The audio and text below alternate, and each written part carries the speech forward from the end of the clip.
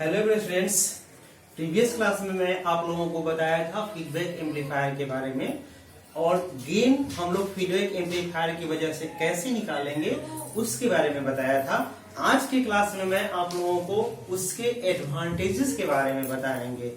सबसे पहले हम लोग डिस्कस करेंगे सेंसिटिविटी ना। तो सबसे पहले सेंसिटिविटी क्या होता है इसके बारे में देखिए। Sensitivity that is represented by S, इसको हम लोग रिप्रेजेंट करते हैं वो एस से करते हैं। सेंसिटिविटी का फर्स्ट लेटर जो हो गया एस, सेंसिटिविटी को एस से करते हैं। अब देखिए सेंसिटिविटी को डिफाइन करने के लिए अलग अलग फैक्टर्स होते हैं। तो बेसिकली हम लोग क्या करते हैं कि इसको डिफाइन करने के लिए हम लोग लिखते हैं कि basically it is a ratio of fractional change in output to the fractional change in क्या हो गया इनपुट। ये हो गया आपका डिफिनीशंस। दूसरे टर्म में हम आप ऐसे कह सकते हैं कि गेन के टर्म में यदि हम बात करते हैं गेन के लिए तो हम लोग कहेंगे कि फ्रैक्शनल या percentage change in feedback gain ना to the percentage change in क्या हो गया गेन। जैसे यहां से सेंसिटिविटी को हम लोग यदि डिफाइन कर रहे हैं तो sensitivity is nothing but it is a ratio of fractional change, मतलब डेल्टा ए एफ बाई क्या होगा A divided by delta A upon क्या हो गया ए, दैट इज कॉल्ड क्या होगा सेंसिटिविटी। इसको बोलते हैं fractional change in A F, यहाँ ए एफ होगा और यहाँ डेल्टा ए बाई ए होगा, इसको बोलते हैं हम लोग फ्रैक्शनल चेंज इन ए। तो सबसे पहले होता क्या है कि हम लोग डी सेंसिटिविटी और सेंसिटिविटी के बारे में देखेंगे। यहां से आप देखिए इसी को हम लोग ऐसे लिख सकते हैं, इसको बोलते हैं हम लोग परसेंटेज, इसको 100 से मल्टीप्लाई कर देंगे तो ये आपका क्या होगा percentage. Percentage change in gain due to feedback, इसको हम लोग कहेंगे एलिमेंटल चेंज इन क्या हो गया feedback gain, feedback gain divided by क्या होगा तो यहां होगा एलिमेंटल, सेम होगा एलिमेंटल चेंज इन क्या हो गया without feedback gain, feedback gain. तो ये आपका क्या हो गया दोनों में डिफरेंस। तो बेसिकली क्या होगा sensitivity is nothing but it is a ratio of elemental change in feedback gain divided by elemental change in change without feedback gain, ठीक है ना। मतलब यहाँ पर क्या होगा विदाउट के साथ होगा। अब आप जानते हैं इसी को हम लोग ऐसे लिख सकते हैं, ये चला जाएगा सबसे ऊपर में तो ए बाई क्या होगा ए एफ इक्वल टू क्या होगा delta A F divided by क्या होगा डी ए। ये आपका इक्वेशन नंबर हो गया फर्स्ट। अब हम लोग क्या करेंगे sensitivity of feedback amplifier find करने हैं। तो सबसे पहले आप जानते हो कि ए एफ इक्वल टू क्या होती है तो ए एफ इक्वल टू होता है ए upon 1 plus A into beta. ये इक्वेशन नंबर क्या होगा 2। अब हम लोग क्या करेंगे कि मेरा टारगेट है डी ए एफ बटा डी ए, मतलब डी ए बटा डी एफ निकालने। तो हम लोग क्या करेंगे now D A F by क्या निकालेंगे डी ए। इसको ऐसे लिख सकते हैं D by D A, differentiation करने हैं A by 1 plus A into beta. अब देखिए यहां से देख रहे हैं ना ये टर्म जो है ये u बाई वी फॉर्म में है। जैसे आप लोग फॉर्मूला यहाँ पढ़ते थे, जैसे यहाँ देखिए फॉर्मूला क्या होता था d by d x, u by v का फॉर्मूला पार्ट जानते थे। पहले होता था वी ए स्क्वायर, वी और यू का डिफरेंशिएशन करते थे डी यू बटा डी एक्स माइनस इस बार यू को छोड़ देंगे डी वी बाई क्या करते हैं d x. This is the basic formula for finding the differentiation of u upon v. तो यहां से हम लोग क्या करेंगे u बाई वी है तो इसको ऐसे आप लिख सकते हैं क्या 1 प्लस ए इंटू बीटा का होल स्क्वायर, यहाँ होगा वी स्क्वायर। अब हम लोग क्या करेंगे v को छोड़ देंगे तो 1 प्लस क्या होगा A beta into D A upon D A minus इस बार u के जगह पे देखिए a है तो यहाँ a छोड़ देंगे डी यू अपॉन क्या होगा डी ए, v की जगह पे क्या होगा 1 प्लस ए इंटू बीटा। अब बताइए कि इसका नेक्स्ट स्टेप क्या होगा ऐसे 1 प्लस ए बीटा का होल स्क्वायर, ठीक है ना। अब यहां से देखिए डी ए बाई डी ए मतलब इसका वैल्यू 1 हो जाएगा तो 1 प्लस ए बीटा माइनस देखिए इसका हम लोग 1 है तो 1 का कांस्टेंट है, इसका डिफरेंशिएशन कितना होगा 0। और ए बीटा में ए का डिफरेंशिएशन एक्स का एक्स के रिस्पेक्ट में कितना होता है 1, तो यहाँ पर क्या होगा बीटा। अब देखिए ये और ये दोनों कैंसिल हो जाएगी तो वैल्यू कितना आ गया 1/1 plus A in plus beta का क्या होगा होल स्क्वायर। अब इसको हम लोग इक्वेशन नंबर 3 मान लें और 2 को हम लोग इक्वेशन नंबर 1 में पुट कर देंगे तो डेफिनेटली एस का वैल्यू आ जाएगा और वही मेरा काम है। तो यहाँ पर हम लोग सेंसिटिविटी निकालेंगे तो एस इक्वल टू क्या होगा, तो s equal to from equation 1, 2 and क्या हो गया 3 से जब हम लोग इक्वेशन नंबर 1, 2, 3 को एक साथ कंबाइन करेंगे तो what will be happen, you just think it. S equal to क्या होगा ए, और यहाँ देखिए एफ है एफ की जगह वैल्यू कितनी है देखिए 1a/1 प्लस ए बीटा, तो यहाँ लिखा है a/1 plus A into beta into DF बटा डीए का वैल्यू कितनी आई है 1/1 प्लस ए बीटा, तो इंटू 1/1 प्लस ए इंटू क्या होगा बीटा का क्या होगा होल स्क्वायर। अब देखिए ये से ए कट जाएगा, ये से ए कट जाएगा, तो यहाँ पर क्या होगा 1/1 plus A into beta. This is your क्या होगा सेंसिटिविटी। तो आप देख रहे हैं ना कि यहाँ पर सेंसिटिविटी का एक्सप्रेशन क्या हो रहा है कि सेंसिटिविटी जो हो रहा है यहाँ डिक्रीज कर जा रहा है by factor of 1 plus A beta से। तो सेंसिटिविटी के जस्ट जो अपोजिट होता है दैट इज कॉल्ड ना डी सेंसिटिविटी, उसको क्या बोलते हैं डी सेंसिटिविटी। तो यहां से हम लोग यहां से मेरा एक काम हो गया कि फीडबैक जो होता है फीडबैक गेन जो होगा तो फर्स्ट हम लोग क्या कहेंगे कि इम्प्रूव। यहां पर क्या होगा कि सेंसिटिविटी जो होगा यहाँ डिक्रीज कर जा रहा है 1 प्लस ए बीटा से, और सेंसिटिविटी के जस्ट जो अपोजिट होता है उसको बोलते हैं लोग डी सेंसिटिविटी। अगला जो टॉपिक होगा इसको बोलते हैं D sensitivity.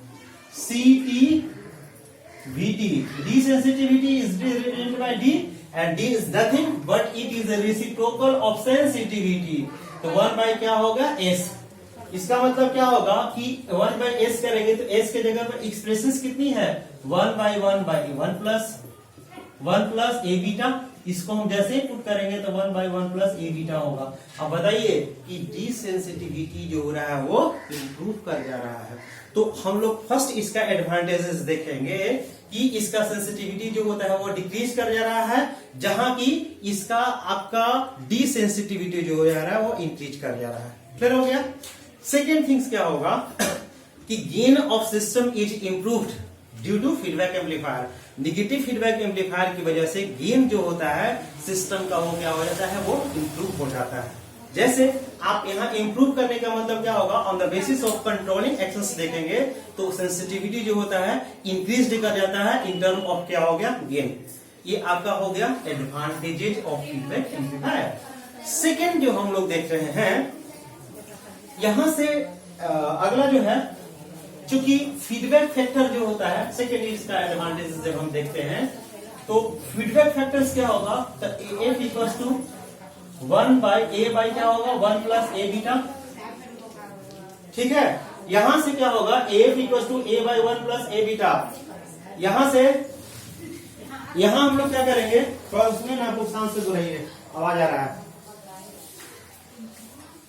F equals to a by 1 plus A beta होता है बेसिकली हम लोग क्या देखेंगे कि 1 प्लस ए बीटा जो होगा वो very very greater than 1। In this situation what will be happen, तो एडवांटेज में क्या होगा कि एफ इक्वल टू हम लोग कर सकते हैं ए बाय, चूंकि ये जो होगा वेरी वेरी ग्रेटर देन 1 है, या इसको समझने के लिए आप ऐसे भी कर सकते हैं कि यहां से हम लोग क्या लिखेंगे ए बीटा। वाई बिकॉज ये पूरा टर्म जो होगा जैसे हम लोग ये कह रहे हैं कि आपके पास समुद्र में पानी है और उसमें से हम लोग क्या करेंगे कि छोटा सा हाथ डाल करके हाथ को निकालेंगे तो हाथ में जो भी पानी आएगा उसका वैल्यू जो होगा समुद्र के कंपेरिजन में मतलब सी के कंपेरिजन में वेरी वेरी स्मॉल होगा। ठीक है ना, तो इसी वजह से इसका वैल्यू को हम लोग बहुत कम रखेंगे तो इसका वैल्यू क्या होगा 1 बाय बीटा। अर्थात जब हम लोग फीडबैक एम्पलीफायर की बात करते हैं तो बीटा शुड ऑलवेज क्या होगा अस्टेबल होता है। तो बीटा इज ऑलवेज क्या होगा here beta is the feedback factor and feedback factor is always resistive network. Feedback amplifier में जो इसकी एडवांटेजेस हैं, तो बीटा जो होता है वो आपका हमेशा जो होता है वो रेसिस्टिव नेटवर्क होता है। It means it is not a reactive elements. Reactive elements नहीं प्रेजेंट होने की वजह से जो होता है वो क्या होता है, स्टेबल। तो here beta is always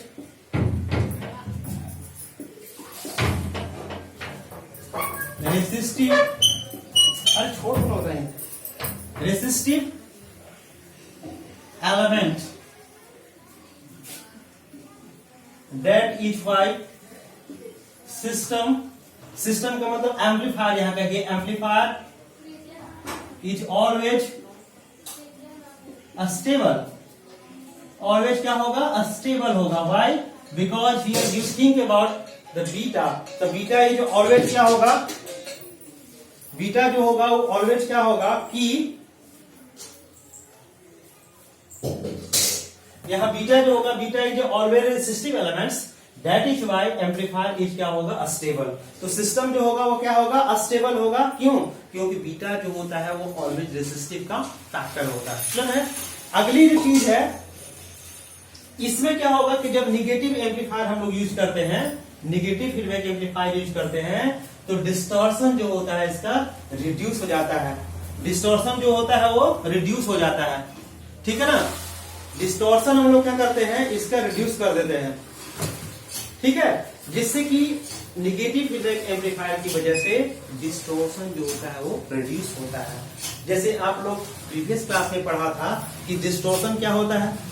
distortion में बताया था कि जैसा शेप आप इनपुट में देते हैं उसी की जस्ट एग्जैक्ट शेप आउटपुट में नहीं आता है, और ये नहीं आने की प्रक्रिया इज कॉल्ड डिस्टॉर्शन। जैसा हम इनपुट में देते थे उसी टाइप का शेप आउटपुट में नहीं आता है, नहीं मिलता है, तो इसमें क्या होगा, distortion is nothing but it is A mixing of noise in the original signal. Original signal में कुछ क्या होता है, नॉइज मिल जाता है, और इसको डिस्टॉर्शन। तो निगेटिव फीडबैक एम्पलीफायर की वजह से डिस्टॉर्शन जो होता है वो रिड्यूस हो जाता है, डिस्टॉर्शन जो होता है वो कम हो जाता है। सेकेंड थिंग क्या होगा कि negative amplifier is improved either input impedance and output impedance. मतलब हम लोग क्या कहेंगे कि निगेटिव फीडबैक एम्पलीफायर की वजह से आप आगे चलेंगे, आगे जब हम लोग पढ़ेंगे तो देखेंगे कि एम्पलीफायर के नेचर में, एम्पलीफायर का जो इनपुट और आउटपुट होता है उसके नेचर में क्या हो जाता है, चेंजिंग आ जाता है, ठीक है ना। ये चेंजिंग कहां से आएगा, तो उसके इनपुट या आउटपुट में, ठीक है। ये हम लोग इसके बारे में बारी बारी से हर एम्पलीफायर के बारे में आगे चल के जब हम लोग पढ़ेंगे तो उसके बारे में डिस्कस करेंगे। यहां तक क्लियर है। अगला जो देख रहे हैं, निगेटिव फीडबैक एम्पलीफायर की वजह से सिस्टम की बैंडविड्थ में क्या हो जाता है, चेंजिंग आ जाता है। तो बैंडविड्थ जो होता है वो क्या हो जाता है, बढ़ जाता है। तो by applying of negative feedback amplifier, bandwidth of system is improved by 1 + a into beta, ठीक है ना। तो यहां पर हम लोग क्या कहेंगे कि नेक्स्ट में क्या होगा कि इंप्रूवमेंट जो होगा वो आपका होगा बैंडविड्थ। अब बैंडविड्थ देखिए आप लोगों के लिए, चूंकि आप लोग फर्स्ट ईयर से पढ़ करके सेकंड ईयर में आ रहे हैं तो बैंडविड्थ समझ में नहीं आ रहा होगा। ऐसे आप केबल में देखते होंगे, केबल वगैरह में देखते हैं कि BSNL का इतना बैंडविड्थ है, एयरटेल का इतना बैंडविड्थ है। तो बैंडविड्थ बेसिकली होता क्या है, बैंडविड्थ को हम लोग अलग अलग कंटेक्स्ट में अलग अलग डिफाइन करते हैं। जैसे हम नेटवर्क थ्योरी की बात करते हैं तो नेटवर्क में क्या होगा कि जैसे ये आपका फ्रीक्वेंसी रिस्पॉन्स दिया हुआ है, ये आपका क्या हो गया lower, this is your F1, और ये दिस इज योर क्या होगा F2। ये जो आप फ्रीक्वेंसी है इसको हम लोग F1 बोल रहे हैं, इसको F2 बोल रहे हैं। F1 जो होता है इसको बोलते हैं लोअर हाफ फ्रीक्वेंसी, और इसको बोलते हैं higher power frequency. Lower half frequency होगा, या इसी को बोलते हैं लोअर हाफ फ्रीक्वेंसी, कहिए लोअर पावर फ्रीक्वेंसी, और इसको बोलते हैं अपर पावर फ्रीक्वेंसी, या लोअर, इसको बोलते हैं लोअर कट ऑफ फ्रीक्वेंसी, और इसको बोलते हैं हम लोग हायर कट ऑफ फ्रीक्वेंसी। तो UPF, हाँ, अपर पावर फ्रीक्वेंसी, ठीक है ना। तो इसमें बेसिकली होता क्या है कि सिस्टम के अपर पावर फ्रीक्वेंसी से लोअर पावर फ्रीक्वेंसी को घटाते हैं, सब्सट्रैक्ट करते हैं, that will be give you the bandwidth. But हम एम्पलीफायर के केस में लेंगे तो एम्पलीफायर का कैरेक्टरिस्टिक में हम देखते हैं कि ऐसे करके आपका कैरेक्टरिस्टिक आपका ऐसे जा रही है, तो यहां से थोड़ा सा इसको आप स्लाइडली कर दीजिए, ऐसे देख रहे हैं ना। तो ये जो हो गया दिस इज योर एम्पलीट्यूड, ये एम्पलीट्यूड है, और ये वर्सेस क्या हो गया frequency. So whenever you plot graph between amplitude and frequency, what will be happen? तो कहता है the frequency range for which amplitude of system is independent from frequency। अर्थात क्या होगा कि देख रहे हैं ना, इस जगह पर सोचिए, इस जगह पर आइए बात, और एक इस जगह पर आइए। हम क्या कर रहे हैं कि इसको F1 मान रहे हैं, इसको F2 मान रहे हैं। F1 का वैल्यू जैसे जैसे बढ़ा रहे हैं, लेकिन आउटपुट में जो है जो भी गेन दिया हुआ गेन फिक्स है, आई इसकी फिक्स है। तो यहाँ पर क्या हो गया कि फ्रीक्वेंसी बढ़ने से भी इसके गेन में कोई प्रभाव नहीं पड़ रहा है, तो इसको बोलते हैं हम लोग बैंडविड्थ। तो बैंडविड्थ क्या होगा? तो bandwidth is a frequency range, या it is a range of frequency where gain of system is independent from frequency, is called क्या हो गया बैंडविड्थ। तो अब डिफिनेशन यहां से लिख सकते हैं, it is a range of frequency where, जहां gain of system, gain of amplifier, या इसको आप सिस्टम बोल सकते हैं, इज इंडिपेंडेंट फ्रॉम, क्या होगा देखिए फ्रीक्वेंसी से इंडिपेंडेंट है, फ्रॉम फ्रीक्वेंसी क्या होगा? तो independent from frequency is called क्या हो गया बैंडविड्थ। बैंडविड्थ, विड्थ मतलब हो गया चौड़ाई। तो बैंडविड्थ क्या होगा बेसिकली इस डायग्राम में आप देख रहे हैं, तो बैंडविड्थ को हम लोग W से रिप्रेजेंट करते हैं, that is represented by W। अब यहां से हम लोग क्या कहेंगे कि इसका वैल्यू जो आएगी कितनी आएगी F2 माइनस F1, तो ये आपका क्या हो गया बैंडविड्थ। तो बेसिकली हम लोग देखते हैं कि निगेटिव फीडबैक एम्पलीफायर की वजह से बैंडविड्थ जो होता है वो क्या होगा इंप्रूव हो जाएगा। दिस इज योर फीडबैक, और ओरिजिनल बैंडविड्थ था ये, तो बैंडविड्थ जो होता है वह इंप्रूव कर जाता है 1 प्लस बीटा से। That is the advantages of negative feedback amplifier. Negative feedback amplifier का आपने एडवांटेजेस यहां देखा कि यहां 1 प्लस बीटा टाइम से क्या हो रहा है कि बैंडविड्थ फ्रीक्वेंसी जो हो रहा है वो फीडबैक के कारण इंप्रूव हो जा रहा है। तो this is advantage of amplifier, ठीक है। तो नेगेटिव फीडबैक एम्पलीफायर का एडवांटेजेस आप लोगों ने जो पढ़ा उसके बारे में फिर से मैं रिकॉल करता हूं। फर्स्ट आपने देखा कि improve the gain of system, मतलब improve the stability of system, ठीक है ना, in term of gain, gain के टर्म में सिस्टम जो होता है वो इंप्रूव हो जाता है। सेकेंड थिंग क्या होगा, डीसेंसिटिविटी जो होता है इसका डिक्रीज कर जाता है, सॉरी इंप्रूव हो जाता है। तो desensitivity of negative feedback amplifier is improved by 1 plus A beta. Third क्या होगा कि फीडबैक गेन जो होता है that is known as AF। तो AF जो होगा इनवर्सली प्रोपोर्शनल टू होता है beta, and beta is always resistive. Beta is a function of resistive functions, it is not the, मतलब it is independent from the reactive elements. ये reactive element से क्या होगा इंडिपेंडेंट होता है, और रिएक्टिव एलिमेंट से इंडिपेंडेंट होने की वजह से फ्रीक्वेंसी सेंसिटिविटी जो होता है इससे ये जो होता है इसका एडवांटेज हो गया। जो फेज डिस्टॉर्शन और फ्रीक्वेंसी डिस्टॉर्शन होता है उसमें भी इसका क्या हो गया एडवांटेज। तो एडवांटेज आपका क्या होगा कि beta is always functions of resistive element, beta is not functions of reactive elements, and due to presence of reactive, जब रिएक्टिव नहीं होता है तो ये फंक्शन फ्रीक्वेंसी का नहीं हुआ, इसी से इसका फेज डिस्टॉर्शन और फ्रीक्वेंसी डिस्टॉर्शन जो होता है ये इंप्रूव करता है। इसके नेक्स्ट जो पॉइंट्स देखे आप लोगों ने वो देखा आप लोगों ने इनपुट एंड आउटपुट रेसिस्टेंस। तो input and output resistance of amplifier is improved. कभी कभी क्या होगा कि 1 प्लस ए बीटा से बढ़ जाएगा या कहीं कहीं घट जाएगा। तो it will completely depend on the nature of amplifier. Amplifier जैसा आप लेंगे उसके नेचर पर डिपेंड करेगा। अगला जो आपने देखा इसका नाम है बैंडविड्थ। बैंडविड्थ का आपने डिफिनेशंस देखा और बैंडविड्थ फीडबैक के कारण कैसे बढ़ता है वो आपने देखा।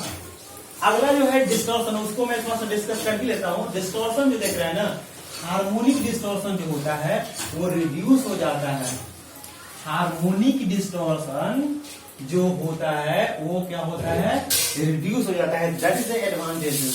क्या हो गया कि हार्मोनिक डिस्टॉर्शन है सेकेंड, मतलब हार्मोनिक में हम सेकेंड D2 लिख रहे हैं, तो D2 बराबर क्या होगा, D/1 प्लस A बीटा। देख रहे हैं ना, तो यहां पर क्या होगा, this is called harmonic distortion. Harmonic distortion. तो यहां पर क्या होगा कि डिस्टॉर्शन जो होगा, हार्मोनिक डिस्टॉर्शन, वो क्या हो रहा है, इंप्रूव हो रहा है। तो यहां पर क्या होगा, ड्यू टू फीडबैक। अब यहाँ पर क्या होगा, केवल D2 होगा। इस तरह से आप क्या लिख सकते हैं, D3, तो थर्ड हार्मोनिक डिस्टॉर्शन हो गया। ये D3 बाई क्या होगा, 1 प्लस A बीटा। तो यहां से देख रहे हैं ना कि harmonic distortion of an amplifier is improved by 1 plus A beta. ठीक है, रिड्यूस हो रहा है ना, इतना से क्या हो रहा है, कम हो रहा है। तो अच्छा है ना, जब हमारा जो डिस्टॉर्शन है वो जितना ही कम होगा उतना ही हमारे लिए सिस्टम जो होगा अच्छा होगा। इसके नेक्स्ट एक और पॉइंट आ रहा है, इसको बोलते हैं नॉइज। तो फीडबैक फैक्टर के कारण जो नॉइज देख रहे हैं, नॉइज है आपका F, मतलब नॉइज ड्यू टू फीडबैक बराबर क्या होगा, N नॉट, हाँ, या इसको हम लोग N नॉट कह रहे हैं। तो ये क्या होगा, 1 प्लस A बीटा से क्या होगा, इंप्रूव होगा। तो यहां से आपका क्या होगा कि नॉइज ऑफ सिस्टम या noise of an amplifier is improved by 1 plus A beta. अर्थात क्या होगा कि 1 प्लस A बीटा से नॉइज क्या होता है, रिड्यूस हो जाता है। तो जहां रिड्यूस हुआ तो मेरे लिए अच्छा है। नॉइज तो आप जानते ही हैं कि नॉइज क्या होगा, बेसिकली एक्स्ट्रा सिग्नल होता है जो ओरिजिनल सिग्नल को क्या करता है, इफेक्ट डालता है ना। तो उसका क्वांटिटी को ये क्या करता है कि एम्पलीफायर जो होता है वो रिड्यूस करता है। ठीक है ना, तो that is advantages of feedback amplifier. तो आज मैं आप लोगों को फीडबैक एम्पलीफायर के एडवांटेजेस के बारे में बताया। ठीक है, ओनली वन डिसएडवांटेज इसकी क्या है कि ये केवल गेन ऑफ सिस्टम को क्या करता है, वो रिड्यूस करता है। ठीक है, तो this is the disadvantage of amplifier. तो आप लोगों के लिए क्वेश्चंस रहा, right the advantages of an amplifier. कैसा एम्पलीफायर, तो नेगेटिव फीडबैक एम्पलीफायर। ठीक है ना, तो फीडबैक एम्पलीफायर का एडवांटेजेस और डिसएडवांटेजेस के बारे में लोग लिख लीजिएगा क्वेश्चंस, और मैं डिस्कस कर दिया हूं। इसको आप लोग बढ़िया से लिख करके और अगले दिन सबमिट कीजिएगा। ठीक है, और ये काफी फाइनल एग्जाम के लिए इंपॉर्टेंट टॉपिक है। ठीक है, धन्यवाद।